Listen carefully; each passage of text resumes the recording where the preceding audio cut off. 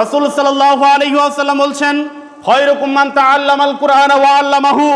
ওই ব্যক্তি হচ্ছে দুনিয়ার মধ্যে সর্বোত্তম ব্যক্তি যে ব্যক্তি দুনিয়াতে ধন সম্পদ বেশি আছে তার, যার চেহারা সুন্দর তার, যার অনেক ভালো বংশে জন্ম তার।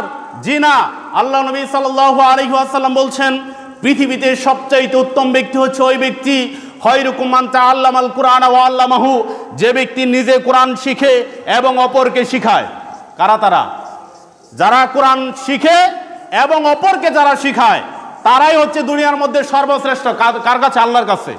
মানুষের কাছে মূল্য নাও থাকতে পারে, স্বাভাবিক মানুষের কাছে মূল্য তারই বেশি যার দুনিয়াতে অর্থ সম্পদ আছে, যার দুনিয়াতে ভালো একটা বংশে জন্মগ্রহণ করেছে, যার দুনিয়াতে অনেক বড় জায়গা আছে, যার সুন্দর একটা প্রাসাদ আছে, তার মূল্য হয়তোবা দুনিয়ার মানুষের কাছে, কিন্তু আল্লাহর কাছে কোন মানুষের মূল্য? যেই ব্যক্তি কোরআন শিখে এবং অপরকে শিখায়। এজন্য আমরা যারা কোরআন পড়তে পারি আমাদের উচিত হবে আরেকজনকে শেখানো। আমরা যারা কোরআন পড়তে পারি আমাদের উচিত হবে আরেকজনকে কোরআন শেখানো। প্রিয় উপস্থিতি, এজন্য আমাদেরকে কোরআন তেলাওয়াত করতে হবে।